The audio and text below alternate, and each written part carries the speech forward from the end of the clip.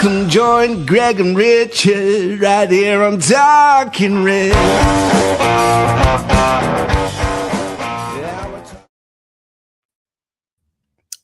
Hello and welcome to Talking Reds, a Nottingham Forest podcast, hosted by myself, Greg Oram, and my podcast partner, all the way from over the pond, Mr. Richard Spray. How are you, Richard? I'm doing good. I would like to have more players signed by now because I'm anxious and a little bit impatient, but I'm okay. I'm moving forward. Oh, you're getting transfer frustration. Yeah, I'm not as peaceful as you are. I'm not in that headspace right now. I want Igor Jesus on the pitch like ASAP. Well, we'll talk about him and we'll talk about a few others as we get into this. But the City Ground saga has been a tortuous one over the past 5 or 6 years. But finally, it seems that we have a significant breakthrough, as approval has been granted by Rushcliffe Borough Council for the development of the Peter Taylor stand. We'll pick that apart and take a look at the latest ongoing transfer rumours. The 30th of June PSR deadline is just a couple of days away. So will things be happening? Won't they? We'll have to wait and see. To chat about everything and here with us to go through with a fine-tooth comb, we have one of our Texas Rangers, Ross Taylor, and Wollaton West Councillor, Steve Battlemuch.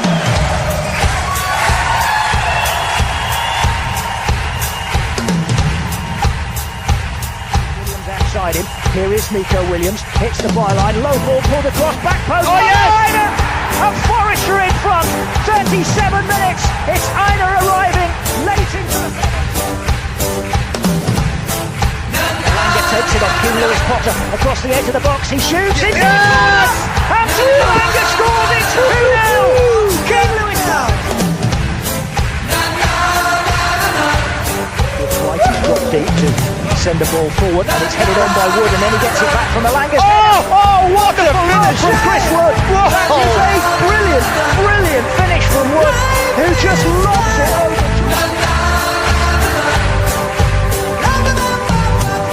Charge into through the Wolves half he goes with a Langer to his right. Here is a Langer just inside the box. Yes! He's done it already! Gibbs White scores!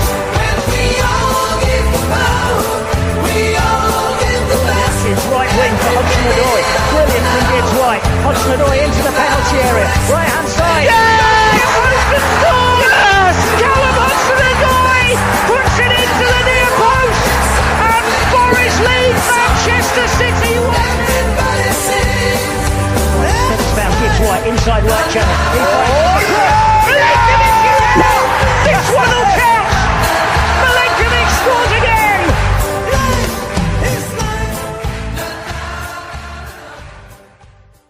I think I seem to have a bit of an addiction of playing Colin Fray commentary over the top of cool music, but I never get tired, Steve, of listening to Hodge and Fray because I kind of feel like they sum us all up whenever they're commentating the matches. How are you, Steve? Good to have you back with us. Yeah, good, thanks. Just back off a break in Italy where I was wearing my Forest shirt and talking to Inter Milan fans about the mighty Nottingham Forest, and they've all heard of us now. Yeah, I love wearing my shirt when I'm on holiday because you always strike up a conversation with someone and you always get a "you Reds" from someone because there's loads of us out there. And Ross, the Texas Ranger over in the States, how are you today, mate?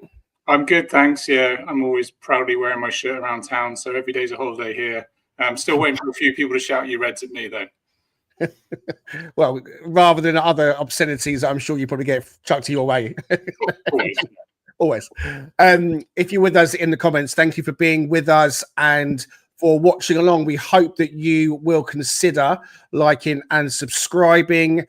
We're on X, we're on TikTok, we're on Facebook, we're on all the usual social media channels, Instagram as well. So please, let us know you're here. We'll pop some comments up and have a chat with you guys as well. I guess the place to start, Richard, would be the City Ground, because this whole episode has gone on for so long, hasn't it? And we've had Matt Druitt, the architect who lives in West Bridgford, good friend of Talking Reds, come on to the podcast, and he's due to come on again now in, I think, a couple of weeks' time once he's back from his own break. And so we'll be able to have a bit more of a forensic chat with Matt about all the kind of ins and outs. But on the face of it, things look pretty good as Rushcliffe Borough Council held their meeting on Thursday. Now, I did tune into this for the first hour, and like all planning committee meetings, it was a bit dry in places, but you got a chance to hear from the speakers. You got a chance to hear some objections. I'm not sure if you caught up with it, but the good news is that the planning has been approved, subject to, I think is it an SI 180 or something like that? 106. 106. There we go. Yeah. Something like that. Steve will know. Steve's like, yeah, I know. Oh, yeah. So it's all going in the right direction, Richard. I mean, finally, 5,000 more capacity. That's kind of caused a few more grumbles. Why are we going through all this for just 5,000 more? But it's more than just the seats, isn't it? It's the whole infrastructure that stand's gonna bring to the ground, isn't it? Yeah, I think you see the drawings up there. It looks like a SketchUp. If you're familiar with SketchUp, Google SketchUp. But if you go to the next slide, I think it's kind of interesting. Daniel Taylor's article is really good. If you haven't checked it out in The Athletic, because he actually referenced it's been 2,310 days. That's what this saga has entailed. 1,923 planning documents and 2,585 comments. So Steve's probably well familiar with all the travails of this. But yeah, it includes the stand, as you referenced, 5 floors with a club shop, an apartment block with 170 units attached to it. So, there's other things that you can see on screen right now for those who aren't able to watch it or listening. 1 million towards improved bus services, £50,000 towards canal towpaths, £200,000 towards cycle lanes, 1.2 million in compensation to Nottingham Rowing Club, and commitment to rebuild further up the Trent. So there's quite a bit to it, right, Steve? I mean, it's an arduous process, and that's just one phase, I think, of some more things to come, I'm sure. But I'll defer to you because you're a little bit more in the weeds on it than I am. But it was interesting to kind of read that article and get a sense of the scope of it, and then some other things that are attached to it. Yeah, I mean, I think the first thing we can agree, it's been a long time coming, too long, really. I went to the meeting in the City Ground in 2019. Chris Cohen was captain, and he was at the presentation, and there were drawings then about what that stand would look like, and they were very excited about it. And 2019 was when the original planning application went in. So this is the this is the third iteration of it. So 2019, a planning application went in. There's a lot of public comments. If you go through the documents on Rushcliffe Borough Council website, most of the public comments came in 2020 from people writing in and supporting it by and large, who were Forest fans, plus include local residents who were Forest fans writing in and supporting. But obviously some people objecting because of transport issues and this, that and the other. And then COVID, I would imagine, got in the way, and lots of other things got in the way. There was a bit of a dispute between the Forest and the City Council about the ownership of the land and whether they had to have a longer lease or buy the land. That eventually got resolved, or will be resolved, as part of this deal. And then a new application came in 2022, which, was pretty much what we've got now, with a few tweaks around it. But 3 years went on, and nothing, in reality, nothing happened. A lot of arguments behind the scene about what's called Section 106, which is when a major planning application goes in that costs millions of pounds, the person who's developing that new building is expected to contribute towards things that happen in the local community, and sometimes quite specifically around the impact that building will have. So clearly there will be an impact on local roads, local transport, the canal towpath where some people walk down, London Road Junction where people come across the traffic lights on the way up to the City Ground. All of those things will take improvements. And I would imagine, well, I'm fairly sure that there were arguments behind the scenes about exactly how much the councils were asking. and whether that was reasonable, whether the new apartments block was too big. And if you notice in this document, it's gone down from 250 apartments to 170. So there's been some compromise there from Forest on exactly how many apartments there'll be. But the reason it came back up again last week was because it had hit the 3-year threshold, where in effect a planning document runs out after 3 years. So the club had already had planning permission, but it hadn't got started for various reasons behind the scenes, probably some at the fault of the club and some at the fault of councils. And so they've had to kind of get it back in to say, right, this is a new planning application. It's slightly tweaked. It's been agreed again now. In effect, they've got 3 years again from now to do it. And I think from our point of view, we just want them to get on with it now, don't we? I mean, 5,000 extra seats is a start, take us up to 35,000. But we all know it really needs the Bridgeford end doing as well. Now that I think will then be another planning application. And I suspect there'll be even more objections to that because of the effect on the houses behind the Bridgeford end. And so again, when we get to that point, then Forest fans who want to see the development, and particularly those who live locally, will be encouraged, I would imagine, by us to write in and support that. But the first point, we've just got to get on with this one. We have got to get on with it, and it's interesting the other day because I don't live in Nottingham. I've never lived in West Bridgeford. It's very easy as the outsider looking in, saying, "I'll just get on with this, just get on with it." But there are people that live in the surrounding area, and it does have an impact on their lives. And it's very easy to say, well, look, you chose to move into an area, or you chose to move to a road that is next to a stadium that's been there for over 100 years. That's very easy to say that. I kind of sometimes feel like that myself. But trying to be as objective as possible, these people do live there, and they do have to put up with match day and another 5,000 plus people and all the worry about transport, the worry about the roads. The parking was brought up in the meeting the other day.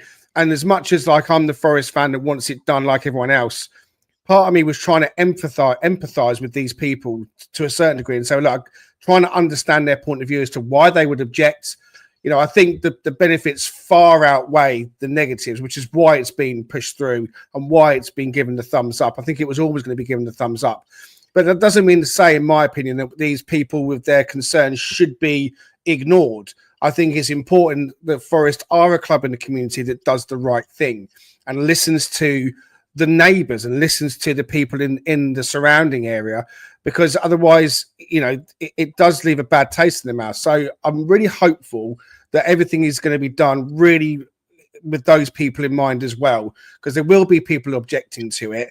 And it's not just about the 5,000 seats that the Peter Taylor stand is going to grow to. It is about the infrastructure with those apartments. It's really heartwarming that as much as it is a requirement for the club to put money into the other things in and around, like you mentioned, Steve, but they are doing that. And again, I could be wrong, but it feels like they will go the extra mile. You know, they will make sure that they do everything properly and do it to the highest degree to make sure that everybody is satisfied, and then it will be a case of getting the Bridgeford stand done, Ross. So this isn't going to be a 5-minute job. It was never going to be a 5-minute job. It's been 6 years already. It might not be, Ross, another 2 to 3 years since we see this stand completed before we even move on to talking about the Bridgeford. But it's a good start, isn't it, that we finally got this agreement in place? Yeah, absolutely. And good point. We need to be balancing the consideration here. I lived in the city, I'm going to age myself, but at the turn of the century when they were building the tram, and I know firsthand how disruptive that was. So we have to be sensitive to that degree of disruption. I mean, the thing that makes me chuckle here is this is good old-fashioned British bureaucracy at its best. I can only imagine how Mr. Marianakis is feeling. I'd love to be a fly on the wall to some of those reviews he would have had, because I don't know about you, and I don't want to generalize, but in the 80s and 90s, going to Greece, it always felt like you built first and asked for permission second. So this level of rigor, I guess, is obviously what we require. But to your point, Greg, it's really important that we make the community feel good about it. And hopefully the other variable, and I don't know, Steve, whether if you know this, is minimize the disruption on the capacity You know, if we have to go down to say 25,000 to get to 36,000, like what is the degree of disruption? Because, you know, we don't want to be too constrained with this either. Yeah, I think there's some informed speculation about building up from the back. And so a bit like Liverpool did, I think, with the Anfield Road, where you can start to build up. You can keep the lower bit of the main stand so you don't have to lose too many people. They'll have to take the roof off and then build the stand up behind them. Because obviously they'll have to move some people from the existing Peter Taylor stand around. And that was always the argument about why they didn't sell so many season tickets, because those people will have to move. And I think if we do have a reduced capacity for a while, then we can reduce the away fans as well. So there clearly will be some disruption. But, you know, people talk about, you know, an increased capacity and what that will bring. I mean, I went to City Ground in the 70s when we had 47,000 against Liverpool, 44,000 against Everton over Christmas. You know, there used to be more people come to the ground when it was standing. Now, probably a lot more people walked or got buses or whatever than drove in those periods. But nevertheless, you know, the ground has had more people in it in the past. And I think, you know, realistically, we should be able to get to 45,000 with some tweaking around with the Bridgeford end and maybe around the corners. Let's hope so. I think that it's a modern world where I even heard broadband being mentioned in the meeting the other night. The lady objecting was saying, you know, a lot of people coming into the area, the broadband goes down because everyone's trying to get on it. And I've been to the City Ground trying to get a connection. The network's just gone. So, you know, that was frustrating for an hour and a half. So, you know, I do get it. But ultimately, putting everything to one side, we want to stay at the City Ground. We've always wanted to stay at the City Ground. Totem was mentioned, and the you know, reaction to that was so adverse, Richard, that it made anyone in the club change their minds towards, okay, it's got to be the City Ground or nothing. And if it means staying, it means that it's short-term pain, long-term gain, a bit of a reduced capacity, get the Peter Taylor done, get the Bridgeford done, even eventually get the Brian Clough done. I think Matt Druitt's talked about that. So, you know, we could be seeing the City Ground changing over the next 15, 20 years, couldn't we? Absolutely. Yeah, because there's a lot of speculation about, or rather, there was a quote in the article that Daniel Taylor had written where I think it talked about, I won't repeat it for the sake of in case one of my children's watching, but I basically just said that Toten's an S house. So, you know, no one was quite enthused about that prospect. I mean, we talked about this very early on when we started the, yeah, exactly. We talked about, I need to remember you're going to repeat that at least 2 or 3 times. Okay. I got you. Yeah. Anyway, yeah, I think the other concept was maybe, and I think Daniel Taylor kind of pushes this in here too. I mean, we're not going this direction with the way that Peter Taylor stand is getting revitalized, but it's interesting that he kind of promotes the idea that it might have been better to consider just plowing it over and starting afresh using the site and then building up from there, kind of what Matt had recommended with his plan. So, but they're not going that route, obviously. And clearly we're keeping the mystique, we're keeping the sacredness, we're keeping all the wonderful things that we've all experienced through the years when we've gone to matches, which is so critical to what we are as a club in our history. So I'm so glad that that's going to continue. But yeah, it is going to be a little bit frustrating for at least 18 months. At least that's the projected estimated time it will take to complete. So I think we've been resilient. We'll continue to be resilient. As long as we see shovels in the ground, sooner rather than later, everyone will breathe a big sigh of relief. City Ground looks like it's going in the right direction finally. Yeah. All right.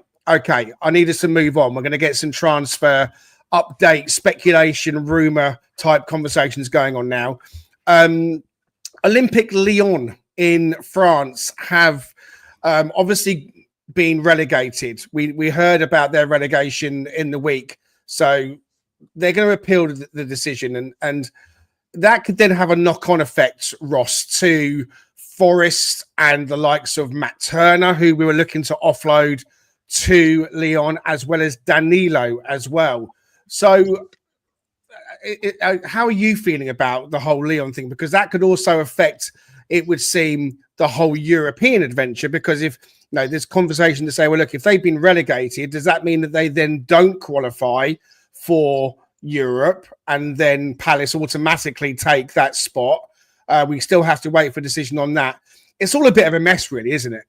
It really is, yeah. I mean, it's not what football fans want to be tracking. I mean, ultimately, I've been spending more cycles tracking Leon right now and John Textor than I have been Forest. I mean, what's that all about?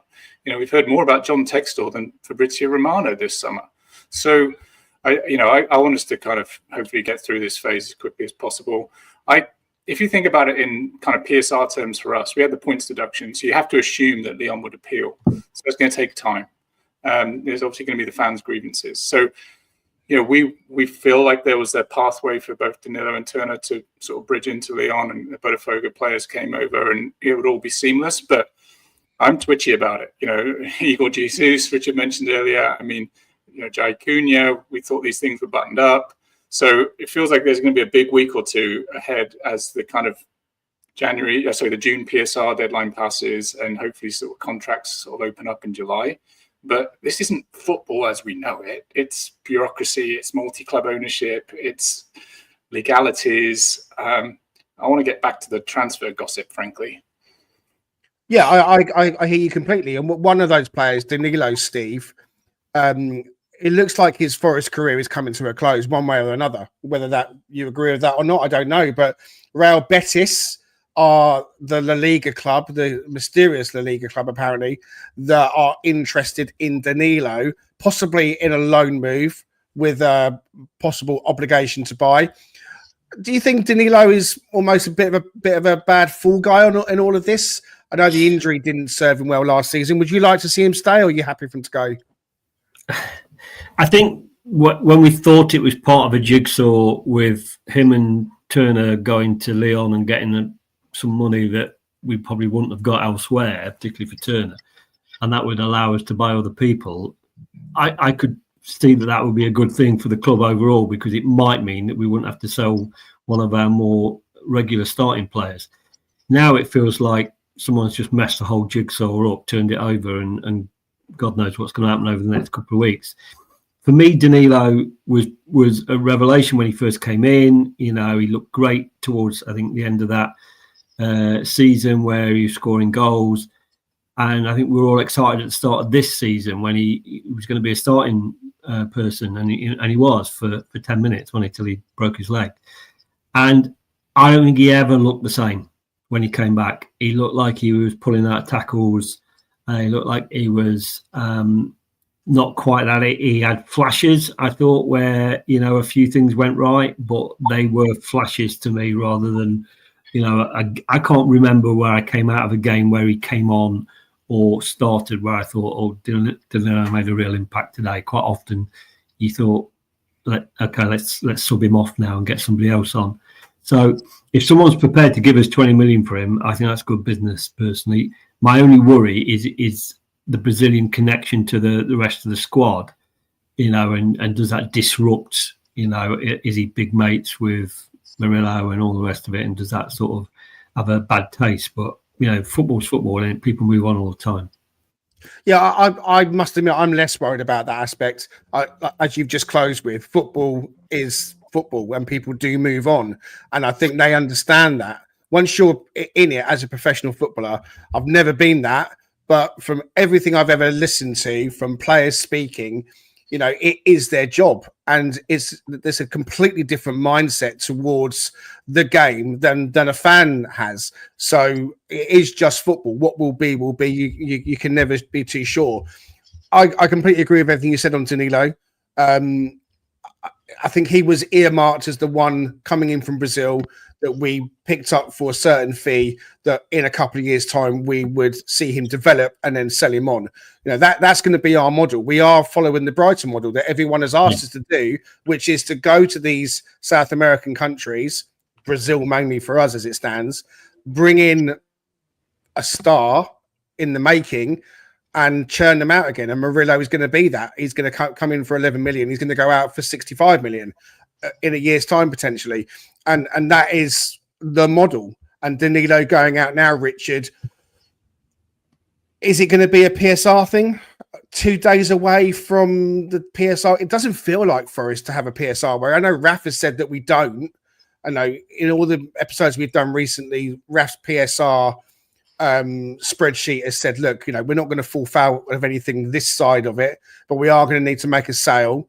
So it doesn't feel like we have to hurry it up before Sunday. Can you shed anything on that? Is that how you see it as well? Yeah, I mean, it was a small margin. I think it was not going to be something that we would generally be concerned about this particular season. If a Danilo went out, if you got a better price for sale on Omabamidele, that probably could have easily sufficed based off of what was needed there. But yeah, I think we're fine. I tend to lean on Raf. If he's not worried about it, then I'm not going to be worried about it because this is his area of expertise. But to your point, it's only going to add to the coffers, I think, like Steve mentioned, in terms of allowing ourselves to purchase and feel a little less stressed, because I think if I remember correctly from what Raf was tracking, if we're not going to do something, if we try to buy, pricier talent, which we want to, given we're going to Europe, and especially if we can get younger talent that we can develop as we're just trying to progress towards Champions League in a couple of seasons, hopefully. You can get those guys in now and develop them now. They're right on the precipice of breaking out, things of that nature, like Mbangula will get to.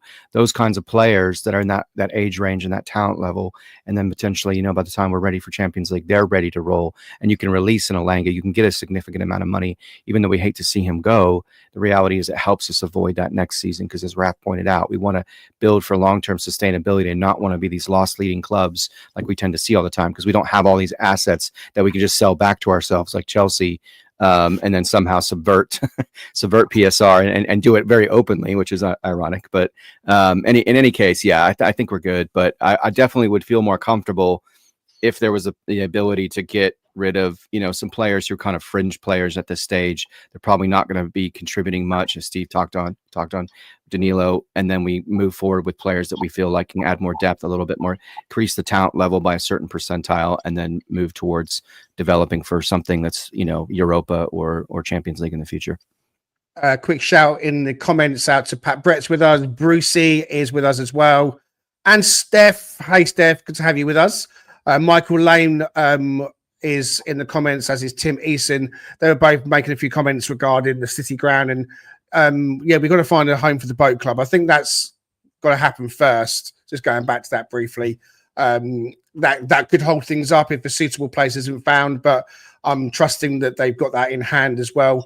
And in terms of the houses, I think behind the Bridgeford stand, is that Colic Road behind the Bridgeford stand? I think we have got a few of those houses, as Tim Eason points out in the comments. Maybe there won't be as much of a problem with previous applications because we own more of the houses, and we'll look to own more of the houses. But again, we're going to have to keep our eye on that. And thanks to Peter Welsh for pointing out that hitting the like and subscribe button does us a favour. Thank you, Peter. And please do, if you haven't already, hit like and subscribe. One of those players that you were talking about, Richard, Ramon Sosa, fringe players, looks like a fee's been agreed for him for 10 million with Palmeiras. So John Percy reporting that Ramon Sosa is off after just one season. Just briefly, Richard, has he been treated a bit unfairly? We chased him a little bit this time last year, and he's come in and hasn't really had a look in, has he?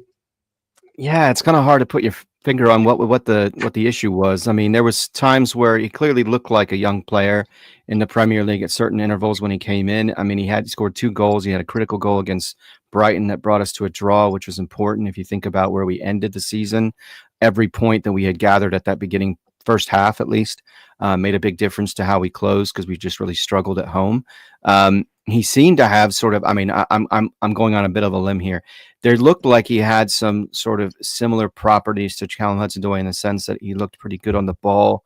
He looked like he had a decent amount of pace to him. He looked like he had the ability to finish, but he just, for whatever reason, could just never catch favor. I don't know if that was attitudinal sort of thing. If it was, I mean, nobody knows at this point. It's all speculation as to why Nuno just never seemed to want to put him in when there were opportunities. As Dan pointed out, I think in the last episode, one of our last episodes, you were favoring people like Nico Dominguez, who's not a natural winger, clearly, and for someone like, and sacrificing someone like him. So From what I asked Raf, it looks like we had about a residual book value of about £9 million on him. So selling him for about 10 may gain us a little bit. We certainly get the amortization and the wage money back onto the to the annual sort of available funds. But outside of that, yeah, it's a shame because I really thought he might have a chance. He's a little bit older player coming in as well. So maybe there just wasn't maybe Nuno just wasn't seeing quite the development he expected from him with a guy who has a little bit more history playing international football as well as playing at an older age. But shame, but it's the right thing to do for him. He started one of the away games. I can't remember which one it was. Everton. I think it was when Marilla got injured in the warm up or something. And I was at that game, and he looked quite good in that game. And I thought, there's a lot of potential there. But then and he wasn't seen again. No, strange. Again, I don't know, but my gut feeling is that maybe the reason why he wasn't given a look in is that Nuno just didn't think he had the ability for the Premier League. That Everton game contrasts that because we thought he did okay, but they see him in training, and maybe sometimes it's physicality, it's adaptability. It just comes down to good player, but just not suited to the Premier League. It could be that, and ultimately, some players. I mean, look, we've had a lot of players come in the last 3 years. Some have lasted a lot longer than others, and I don't feel bad for Sosa. But I kind of feel bad for him in another way because I know that it was his dream to play in the Premier League. But ultimately, you've got your chance. You've come to the Premier League club and you've got to take it. And if he's not got the chance to play more games, I can only think it just comes down to ability. Another couple of players, Ross, that have been linked to Forest are the boys from Juventus. Now, Timothy Weah, Fabrizio Romano tweeted out that Tim Weah has rejected the move to Forest, with the player having no intention to accept the proposal and that the deal's collapsed. Then we don't have the slide, but John Percy popped out, I think it was yesterday or the day before, that in fact it was Forest that had decided not to pursue him themselves. So 6 and 2 threes, it seems like, but he ain't coming by the sounds of things. Either way, he ain't coming. But the other one to consider, and I must admit, I some of these players come up. I'm not an encyclopedia on players playing in Europe, but Samuel Mbangula is the other one in the mix. What do you think about this link, Ross? It looks like this one's still alive. Yeah, I was more excited about this one anyway. You just see from the caption there where he's featured across various attacking positions. That's the sort of flexibility we want. Young prospect. I like the fact that we're targeting just, pace. We want to be a quick team, especially if, we'll talk about Elanga, I'm sure, if Elanga rolls off.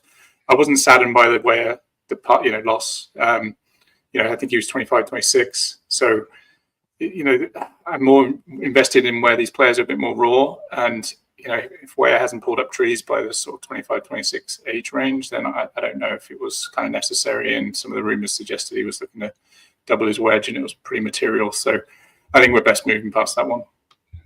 I mean, Steve in the comments says that Fabrizio Romano is now saying both players are off from Juve. I don't know if that's true or not. It's true. I'm looking at it right now. He's saying that. Is he okay? So that's is that breaking news. It looks like yes.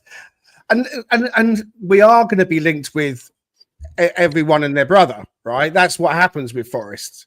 Because we still have that thing, Steve, don't we? This Forest want to sign the world, but it hasn't been like that. I know the first season we obviously went a little bit scattergun. We know we had to, and I'll die on that hill forevermore.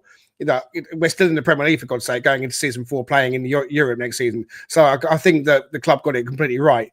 But we are going to be linked with all these players. Are you worried, Steve, that we haven't signed anybody yet?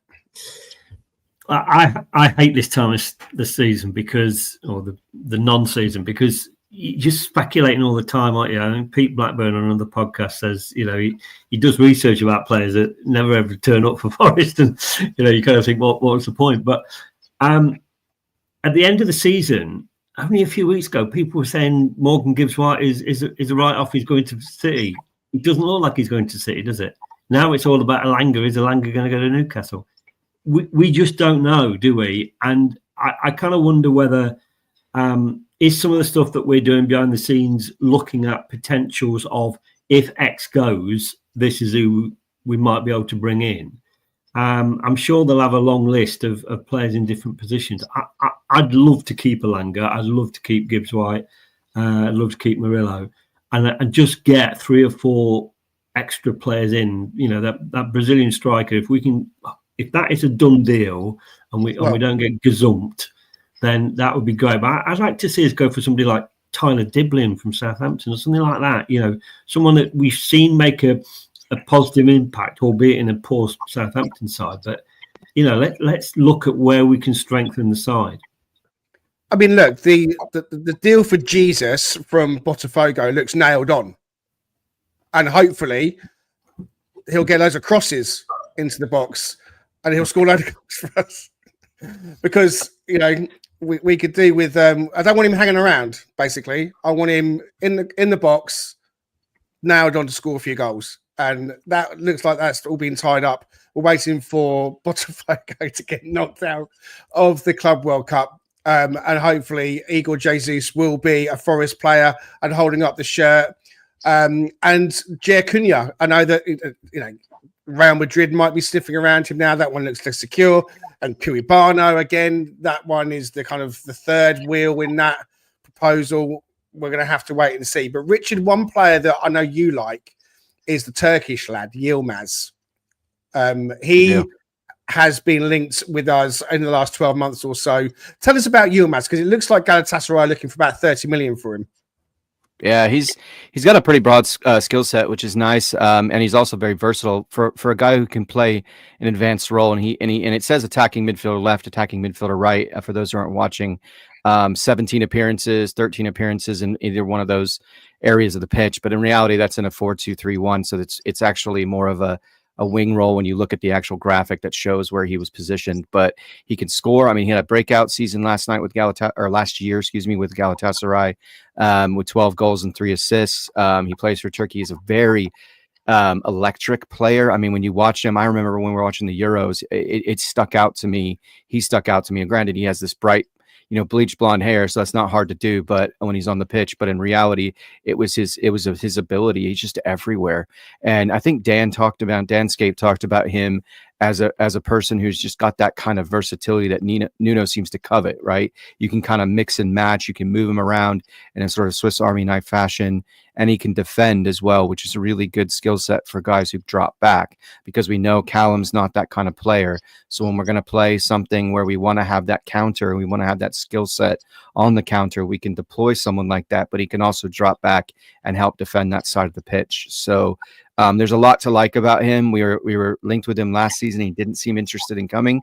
Maybe now that we're actually getting into European football, and he's going to be linked, potentially coming into a Premier League side, best league in the world, as we know, going into European competition. Maybe he's a little bit more incentivized. But again, it's just one of those things, like Steve said. I mean, that's my frustration with it all. It's just this constant scrolling through X to try to find out if there's any credibility to anything, because there's just so much clickbait nonsense out there that distracts you. But he's a player that I think would fit really well with what we're trying to do. He's 25 years old, just turned 25 years old. So he's a decent age, decent price, very good output. So I think he would do well in our squad. So you mentioned a moment ago about Alanga possibly going. Ross, going to come to you. Anthony Alanga. Newcastle, Eddie Howe coming back in for him, lowballing with a £45 million bid. Supposedly a second bid of 55 million, although I don't think that's been confirmed. I don't know if that is confirmed. But where are you on the whole Anthony Alanga thing? At what point do Forest sell him?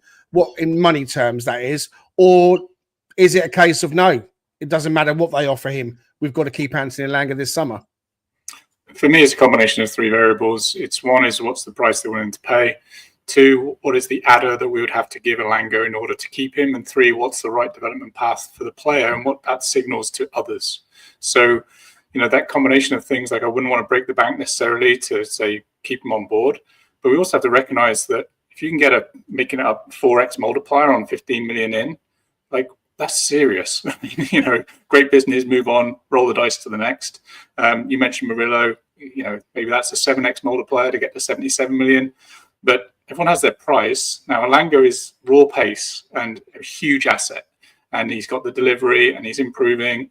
But if we have to double his wage in order to keep him, that creates other variables. So I'm in this sort of space where 55 plus, warrants a serious conversation. Really, 55. I mean, I'm not interested unless it's 70.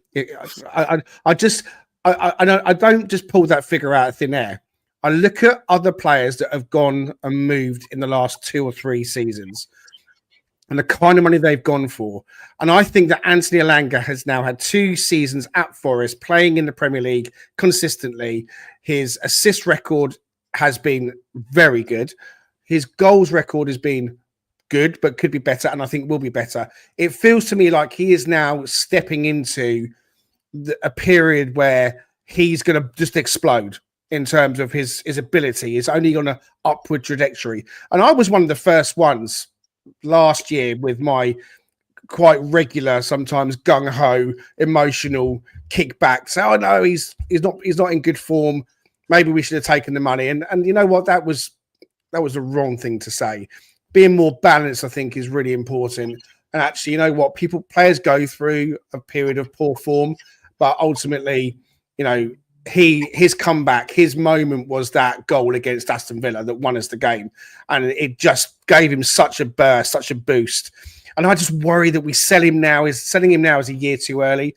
I think we can get another year out of Anthony Alanga where we get the best season he's ever had to date in this next season, when we need someone like him in the Premier League and in Europe. He's got the 3 years on his contract. If we keep him, he came into the club as a £15 million player and therefore on £15 million player salary. It depends on how much he's agitating. It doesn't feel like he is, but Forest have all the power to say to him, look, give us another year. And if the right money comes in a year's time, then you can go. And if that means that we have to offer him another contract, let's say a fresh 3-year deal with a release clause in it that puts him on better money, I'm very, very comfortable doing that. Because I'm thinking about the kind of players we might have to bring in to replace him, especially as we are going to be fighting on several fronts this forthcoming season. And our wingers quite clearly identify how we play. Callum Hudson-Odoi's got a year left. I think it's more likely that he goes. Because if he doesn't sign, then I think we sell him. I'm not in favour at all of making no money on our best players. And so if Callum decides he wants to run down that final year, as much as it pains me to say, he'd be the one that I would be looking to sell because I'd want to make some money on him. I think the club needs to be making money wherever possible. So I don't know what you think about Steve, with Alanga and the Hudson-Odoi and the wingers and the fact that we've got to try and keep our identity and, we don't need to sell so much. So are you thinking let's get one more year out of Anthony, or what is the figure that you'd take if Newcastle come back? I think we're having this conversation because we're not in the Champions League, aren't we? If we're in the Champions League, they will be staying without a doubt. They'd want to stay, and we wouldn't have the financial worry about bringing money in for them immediately. So I suspect that combination of Champions League for Newcastle, the way that we fell away a little bit at the end, might have turned his head. This is third time Newcastle have been in for him. He's got friends in the squad up there in terms of Isaac from Sweden. I'm talking myself into the fact that he's going, and therefore I kind of think get the biggest price we can get, but get it early in the window so that we're not so we don't have a load of money and no time to buy anybody. Do I want him to go? No, I don't. I'd love to be able to say let's have a real push at winning the Conference League and keep our best players and just add 2 or 3 around it. But what I wouldn't want to do is keep a player that doesn't really want to be there. So, and we'll never know that. There'll be noises off, but if it comes out that he's asking for a move, agitating for a move, then we probably just need to get the best price we can and try and get somebody really good in to replace him and some squad players as well.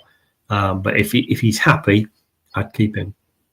Yeah, 100%. If he's happy, we keep him. I think the club have the power in this with that 3 years on his contract still remaining. So yeah, it's gonna be a very interesting period as they come back to preseason training, and the preseason matches start to creep up. You know, squads are gonna, or managers rather, from other clubs and all clubs are going to want to start forming their squad as soon as possible to make sure that they're giving them the kind of minutes with their new teammates. So the next 7 days, I think, is going to be very, very interesting. Okay, right. We have a bit of time left. You are watching, listening to Talking Reds. They don't know what the fuck they're doing. It's true. It's true. But we'll take a quick break. The Cheese Trader, based on Grape Lane in York, is a cheese lover's paradise. Home to some wonderful specialty cheeses, relishes and chutneys, and also with a fantastic street food menu. Try their loaded fries or posh cheese on toast. It'll be the best you've ever had. Owned by Forest fan Stu Freestone, the Cheese Trader proudly sponsors Talking Reds. Quote Talking Reds every time to get 10% off your order. The Cheese Trader and Talking Reds, the perfect cheesy mix.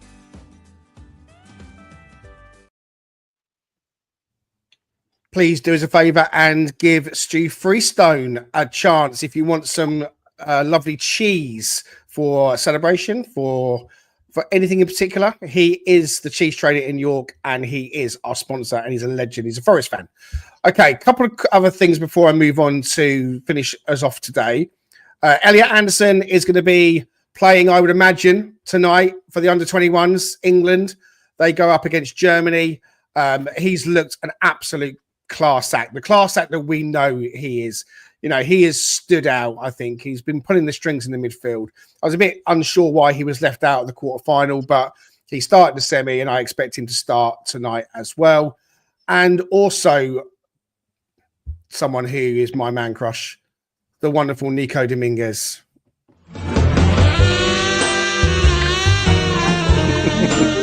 Very happy birthday to this super sexy man. What a guy. Happy birthday, Nico Dominguez. A very special player. And now, guys, we're going to do something like this.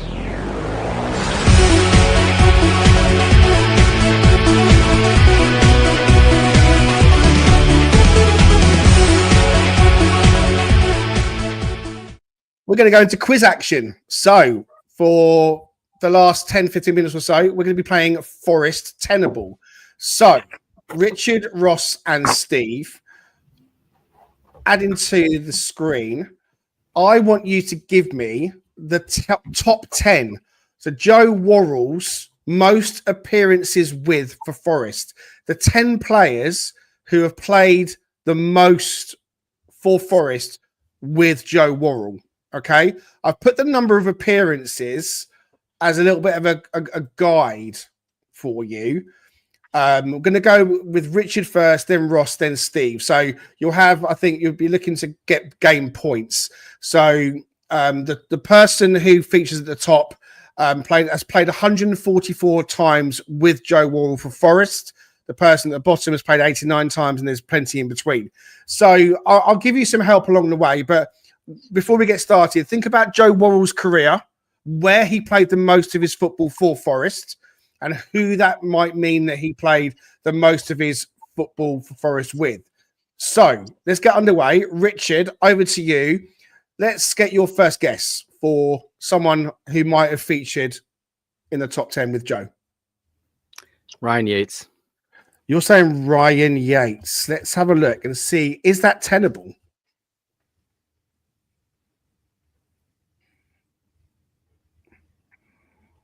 It is tenable. It's the number one answer. Ryan Yates has played 144 games alongside Joe Worrell. He is the top answer there. Well done. Point for you. On to Ross. Oh, this is hard. It is hard. Ryan Yates was obviously the first one. Okay, I'm going to. Of who he played 4 years ago. I don't know. I'm going to go. Maybe no. Maybe I was thinking Brice Samba, but I don't think he had enough games. Let's go Brice Samba. Brice Samba. Is he only there 2 years? Maybe it's a bit longer. Let's have a look at Brice Samba. Is he tenable?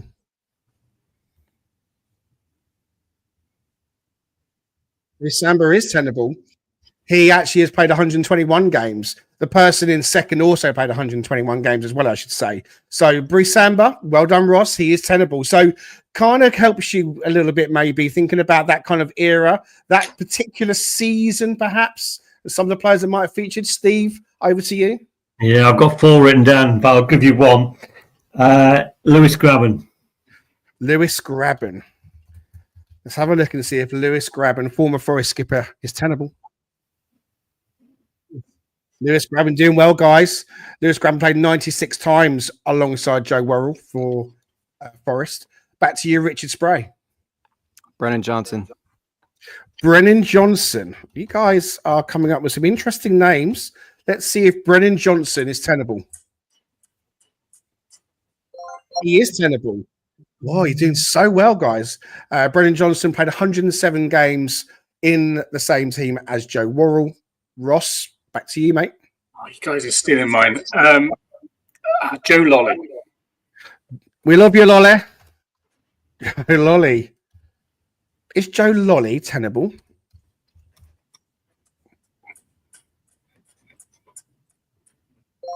He is. He played 113 times with Joe Worrell. Getting a bit tricky now. There's only 5 left, so we've had 100% success rate so far. Steve Battlemuch, over to you. I'm going for one of my favourite players for Forest, Chris Cohen. Chris Cohen, right. Let's have a see if former Forest captain Chris Cohen is tenable.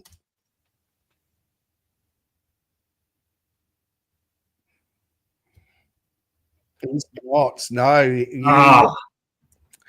You missed out there, I'm afraid. Chris Cohen, not tenable, not on the list. Richard, back to you. I'm going to say Colback. Jack Colback. The Ginger Ninja. Is he tenable? He is. Richard Spray is pulling out some corkers today. Okay. Ross, your guess for 2 points now. I'm going to go Scott McKenna. Braveheart himself, Scott McKenna. Is he tenable? Indeed, he is. You two are flying. Steve Battlemuch, back to you, sir. Oh, yes. Getting tougher now. Ben Watson. I'm sorry, was that Ben Watson? Ben Watson. Ben Watson. I think you might have gone a bit too far back with your players. Might have done, yeah. One of these is going to be really tough, I think, for you guys. Yeah. So that was a no, I'm afraid. That's another miss. Richard, back to you. You're on again. Silence on podcast doesn't work. I know. Dawson. I'm just going to throw one out there. I don't know. It's probably going back too far, too. Michael Dawson. So you're going Michael Dawson. You are possibly going back a bit too far. Possibly didn't play the amount of games on his return, but is he tenable? He's not tenable. Yeah. So I'm going to help you guys a little bit, thinking promotion season. Okay? Promotion season is really where you should be thinking. For two of them, well, for one of them promotion season, for another one, I'll start giving clues in a minute. I'll let Ross have a go first. Yeah, I was just thinking Matty Cash might have been too early, but to rack up the minutes. But yeah, let's go Matty Cash. My timeline's so off. I'm going to be going Thierry Bonelaire and Franz Carr and everything. Matty Cash. Matty Cash is tenable. He is the one at the bottom for 89 appearances with Joe Worrell. So we're now looking for two. So I'm going to give you a clue here. One of them is definitely promotion season, and one of them had. The clue is that he's basically dining out on one moment of his. He had one moment in his Forest career that he's dined out on, and will forevermore dine out on. Just that one moment. It's got to be Ben Osborne. Well, that's Steve's go. So. Oh, sorry. I'll take Ben Osborne. I'll tell you what, it's not Ben Osborne. There we go. All right. Well, can I go for Garner then? that we had on loan from Man U. James Garner. Yeah. James Garner is not tenable. Not James Garner. A couple of times, didn't we? We had him 2 different. So there's what Richard Spray. So one of these players featured in promotion season and previous, and the other player definitely has one standout moment in his Forest career that he lives on. Both of them obviously no longer at the club.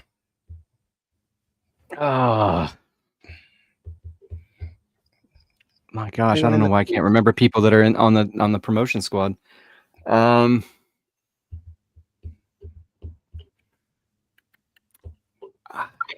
Dang.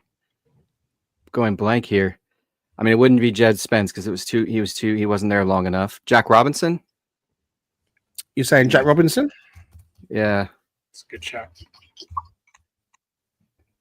Is Jack Robinson tenable when he was playing for Sheffield United in that promotion season? Well, didn't you say something about it? Not there was another player. Okay. Yeah, no, but the other player is the one that had the standout moment, a certain standout moment, Ross. If you can think about that. Yeah, I mean that saved the club potentially. Wow. Okay, that's a big reach.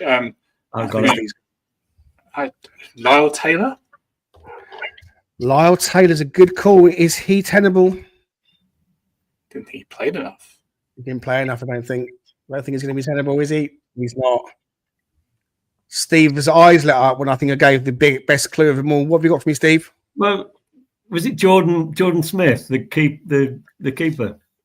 Jordan Smith, the keeper.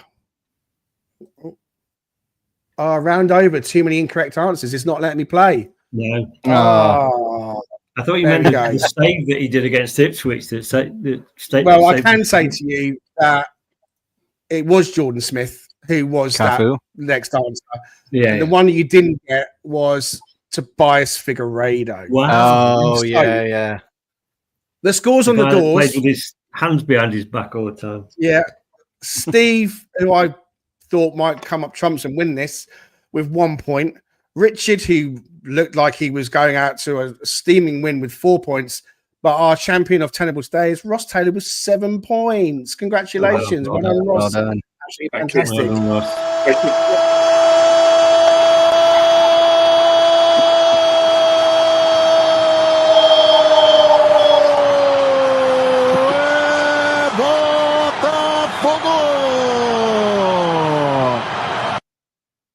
I'll share it with Steve for jumping into his answer. My next answer was going to be Paul McGregor on a player who's dined out on one moment. So, But I well done. I thought that went reasonably well. So we'll have more tenables in the future. So yeah, that brings us to the end of this episode. Thank you very much for all of you guys joining us in the comments. Do us a favor, hit like and subscribe, please, and follow us on all your social medias, X and Facebook and TikTok and Instagram and all the usual places. Ross, been great to have you with us today. Any closing thoughts? Yeah, just thanks as ever. I like Richard's pinstripe shirt, and just thinking about the shirt announcement that might be coming out. If the rumours are to be true, you're going to have the collared pinstripe. And I have bad memories of that team in the 90s. And I have to admit, I don't like the badge and the crest. And I'm nervous that that's going to be the real one. And I hope it comes out before the sponsor comes out. So I don't know. There's a shirt anxiety that I've got going on at the moment. Well, I tell you what, if ever there's a shirt that's been leaked that doesn't turn out to be the shirt, then I'd be surprised, because normally you get loads and loads of like mock-ups and this is going to be the shirt and that's going to be the shirt. But this one's been doing the rounds for months, and it is that pinstripe. I mean, I think it looks quite nice, because I quite like the collar. I like the badge on a shield, if you like, as it is. And if it's not the kit, because a lot of people, it's being sold by DH Gate already, and other Chinese outlets are available, of course. But it's being, there's people that have even bought it with the Cayenne.com on it, which I don't even know if it's going to be the sponsor. I mean, I'm always going to want to wait for the official announcement. But last year, I think it was the 15th of July that they did it. I don't know why Forest do it so late every year. It feels like they're missing a trick because everyone wants it for their holiday and to go away with and so on and so on. But yeah, I'm itching for the new kit as well. I like a shirt. I might have mentioned that a few times previously. I've got some inside information, but I'm not sure if I'm allowed to say it online. Well, you are. Come on, breaking news. Come on, Steve Battlemuch. Can't say that and not say it. Spill. Come on. Well, a number of us got invited to a filming in May for the new kit. And I was part of some of the fan groups that went along, but we were obviously all sworn to secrecy and nobody was allowed to take the shirt away. And I think we were not even meant to say who was being filmed, but let's just say they might have to do some editing if some players get sold, because some of our key players were involved in the filming for the kit launch. So I'm hoping that means they'll still be around. But yeah, it looked pretty similar to things I'd seen online, if I'm honest. Yeah, I think the one that's leaked has got to be the kit. I've never seen such a strong leak that's sustained. So, well, we'll have to see. Hopefully, it won't be too long before we see it. We were told mid-July in terms of the launch. Yeah, that smacks with last year's, I'd say, 15th of July. Steve, you're a legend, and we're thrilled you came back to be with us, and we'll have you back on through the season for some more chat. Any closing thoughts from you, Mr. Battlemuch? Gutted I did so badly in the quiz, although I did have a number written down that other people got, so I'll be better for the next quiz. But no, I really enjoyed it. Happy to come on at any time. Excellent. Well, you're welcome, and we're thrilled that you will be back again. So, Ricardo Sprayus over in Oklahoma. Any closing thoughts, mate? I'm going to continue the campaign that Chris Aylmer and I have started in WhatsApp, and that is that we are going to do the double over Bournemouth next season. I'm going to keep bringing it up, and I don't care how much stick I get from Bournemouth fans, because I'm about had it with them and losing to them every season. So I'm going to continue to bring this up periodically. I'm convinced that it will happen this season. So they're getting gutted as a team as well. I don't think Semenyo is going to go anywhere if they're going to keep him at 75 million. Speaking of an outrageous price points on players, right, Greg? I think that's what you're quoting when it look at Anthony Olenga, because he was way more productive last season. So, but they've lost a lot. So I'm pretty convinced that we're going to do that. So I'm just going to keep bringing that up periodically. Sorry, guys. Would be more Forest than to play against Brentford, who have lost their manager and for reasons I'll never know. Andrews, and are going to lose in Bremer and about to lose Norgard and might lose Wisser, and Bournemouth, who have lost Huyson. Zabani's looks like he's going. Kirkish is gone. Nothing will be more Forest that these teams get gutted and we lose both of them. But nope, I'm with you. Brentford to go down is my top tip. I'm with you, Steve. I think that might happen, and Good can happen to any club. Yeah. Anyway, we're out of time. Thanks so much for being with us. We'll be back again for another roundup at some point. As things happen, we'll jump in. I'm conscious that there's not an awful lot going on. So go and listen to and watch Forest Focus. Go and watch Red Side of the Trent. Go and watch Forest Fan TV. Watch all the pods. All the guys there work really hard to try and bring you up to date. And we'll do our bit to try and bring you up to date as well. Different perspectives, different ideas, different stuff. I think we're the only ones with random intros, though. So if you fancy a bit more of an intro fest, then come and see us again next time.